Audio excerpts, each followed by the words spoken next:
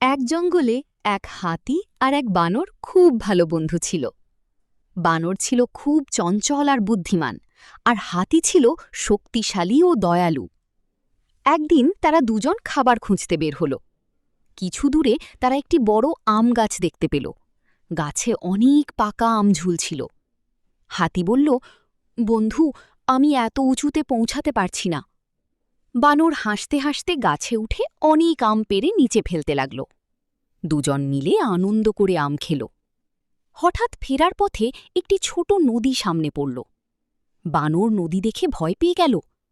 সে বলল, আমি তো সাঁতার জানি না, এখন কি হবে? হাতি হেসে বলল, ভয় পেও না, আমার পিঠে উঠে বসো।